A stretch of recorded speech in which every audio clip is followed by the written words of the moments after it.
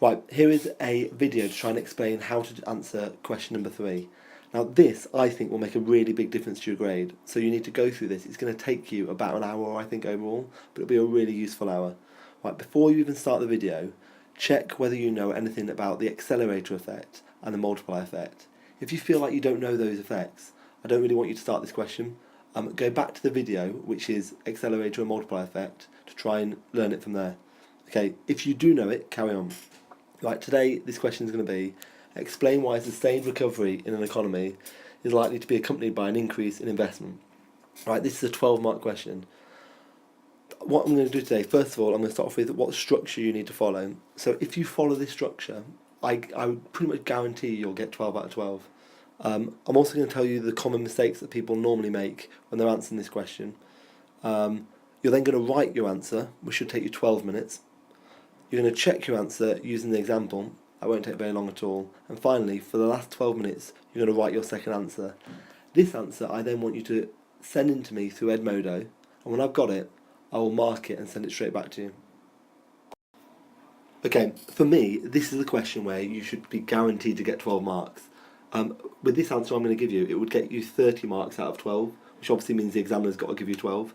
The only thing that will stop you is time, and also not learning the topic. If you know the topic off by heart, this should be a guaranteed 12 marks. Okay, so the first thing you've got to do is do a definition. Do not even think about wasting time at the beginning of the at the beginning of the question, going on about like a nice little introduction, like saying, in this question what I'm going to do is, there's no time for that. So straight away what you do is you do a definition. And you've got two choices. One is to define what a recovery is, and the second one is to define what investment is.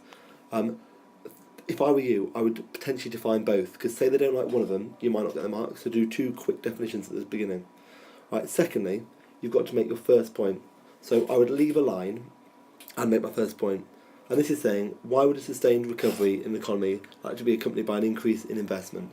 Now you know one point that's going to get you loads of marks. And I'm just going to throw out one word. I'm not going to give you too much because I want you to try this on your own. The accelerator. Just remember that, okay? So that's your first point. When you make that point, every single time you do an extra line of information, every link in the chain, you'll get 2 marks. So you can get as many as 12 marks for this if you keep on going through the links and do 6 links in the chain. To do this, I find it a lot easier if I make a point, then I stop, do a full stop, then make another point, stop, do a full point, stop, make another point, as opposed to doing it all in one stupidly long sentence. Try and split it up a little bit. Okay, once you've made your point, make sure you draw a diagram to try and support your point. In this question, there's no need to do 2 diagrams. As long as you do one very good diagram, you'll get the full 4 marks. Okay, so far, if you've done that properly, my guess is you'll be on about, you're probably on about 10, 12. You might have had a shocker somewhere in your chain, you might have got something wrong, but you should be almost at full marks. What you do now is you leave a line and you make your second point. So you can get up to 12 marks again for this point. There are other points. You've got to think to yourself, common sense. Why is, if the economy is doing better, a firm like to invest more? And you've got to think, what might the firm have extra when the economy is doing better, which will allow them to invest? Also, you've got to think about how all the firms feel, maybe. That's another point you can make. For me, I would only ever make 2 major points. Don't keep on trying to say more and more different points, because you won't be actually expanding on them. You should be making 2 major decent points. Okay. Whatever you do, do not waste any time doing any buts. You will not get any marks for it. So, if done properly, you should be getting 30 out of 12 in this. My guess is you'll miss out some links on the chain along the way, but because you've done a second point, and because you've done a diagram and 2 definitions, you'll still get 12 out of 12. Okay, this is really important. These are the mistakes that people normally make on question number 3. And I've marked hundreds of these for the exam board, and every single time, every single year, there are people who do this. People who are clearly good at economics, but they don't realise the game. The first thing is people going off on a tangent. This is what really, really clever people love to do. They think, right, this is my opportunity. I'm going to tell them every single bit I know about economics. Yes, it's not in the question, but they'll like it. They won't. You're not going to get any marks. So what they'll write on the top of the paper is you'll get this on the top of the paper, which will say NAQ, and that means not answering the question. And as soon as you get that at the top of the paper, the examiner just stops reading your thing. He's like, this is rubbish. they're not answering the question, they're not going to get any marks. Do not even think about going off on a tangent. That's the first one. Second one is, and this is really tempting because you know so much about the topic that you really want to evaluate. You think, I'm going to evaluate this. I'm going to say all my are buts. But remember for this is an are but free zone. With question 3, do not contemplate doing are buts. You don't get any marks for it, none at all, and it will just waste your time. You might think, oh, at least it shows I know economics. No, you've got to play the game. Do not go anywhere near evaluating. And this is the third point is the one that annoys me the most. A diagram, you can get up to 4 marks for this diagram. In fact, in some questions, sometimes you'll get as many as 6 marks out of 12, especially on Mr. Thompson's side.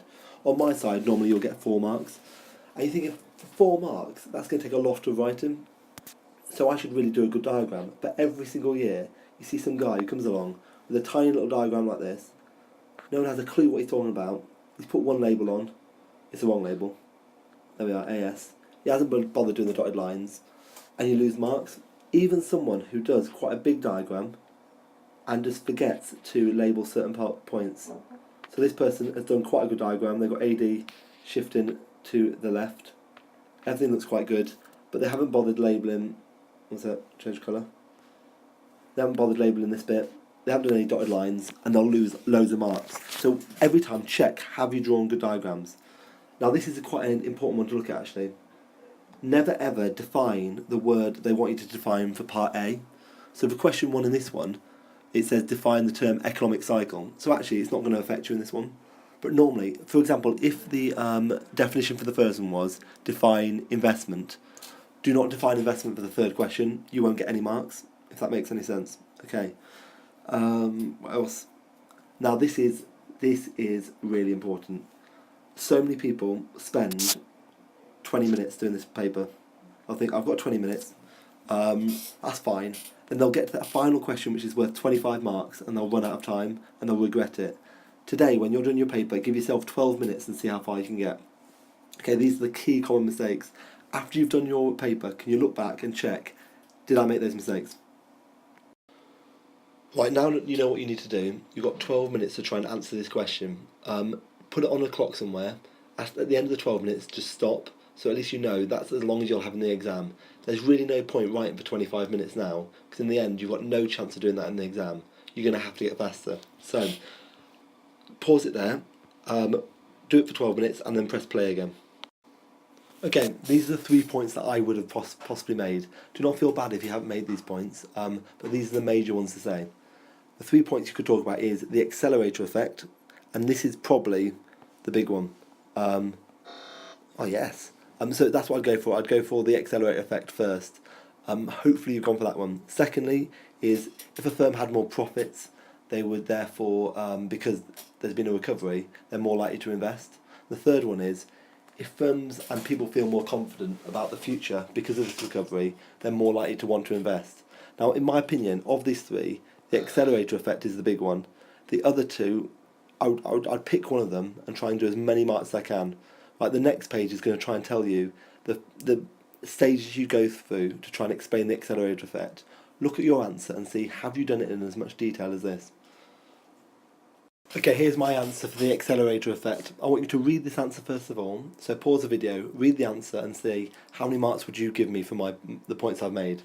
Okay, the idea is every time you do an extra line of useful information, you'll get an extra 2 marks. So I'll go through it. It says, in a recovery, aggregate demand increases. Ridiculously, that gets you 2 marks, just for stating the obvious. So you've got to say that first, right? Firms will respond to the increase in demand by increasing output, which you already know. Some firms will be operating close to their capacity and they will need to invest if they're able to meet the growing demand.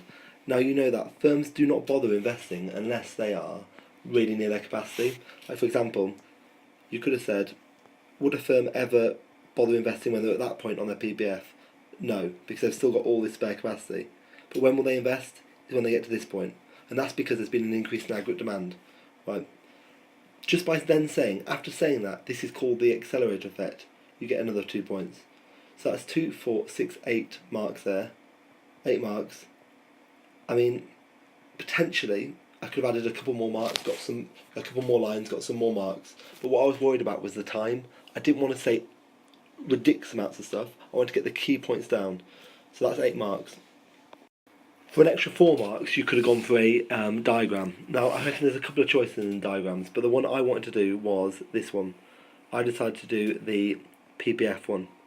Because what I wanted to say with the PPF was, as there's been a recovery, as there's more demand, the firm would go from producing that amount, and I may say that point is point, X, and then they'd go towards being producing at this amount, like point Y maybe. So now they've got to this point, what are they going to have to do to try and keep on making more sales? What they'll need to do is invest to get out here. So if they invest, they'll go out here, and therefore they can cope with this extra. That looks terrible, that diagram. Cope with this extra demand. Now, if you look at my diagram, admittedly it looks rubbish, but what is missing that will stop me from getting any marks? What will they screw me over for? It will be not putting capital goods up here and put in consumer goods down here. Make sure whenever you draw a diagram, it's important to have at least 1 or 2 lines afterwards explaining what's going on in the diagram. If you don't, they're just going to assume you've put that diagram from memory and you don't actually know what it means. Right, we're almost there. What you can see from my answer, I would have got 8 marks. Whoops, don't go away. I'd have got 8 marks for my accelerator effect points. I'd have got another 4 marks for my diagram, and another 2 for my definition at the beginning. So I'm already on 14 marks. And I would have known this in the exam, I would know I'm sorted. But if I just had a couple more minutes, I might think, just for a backup, I'll say a couple of things about one of the other points. And in this example, I'm just going to say what I would say for company profits. So, first of all, I'd say, as there is more demand in the economy, because there's a recovery, firms' profits would go up. That's 2 more marks. As a firm has more profits, they're therefore got a bigger capacity to be able to invest. That's another 2 marks. This is because they've got the money, which they didn't have before, which they can then use to pay for new machinery. I mean, that's another 2 marks. I'm not saying what I've just said there is that good, but it will still give me that backup of 6 more marks, which means basically by the time the examiners got halfway through reading that, they're just going to give you the 12 marks and you'll be sorted. Right. Okay, now what I want you to do is for 12 minutes try and answer this question. When you've answered it, bring it to me and I'll tell you how many marks you've got. Now this is a really important bit because I'm not going to give you any help on this. I want you to try and do it on your own. Follow the structure I said before. The only issue you might have this time is you might find it hard to work out which diagram to do. Have a go at that and I'll tell you whether you got it right or wrong. So 12 minutes left, get it done, send it to me.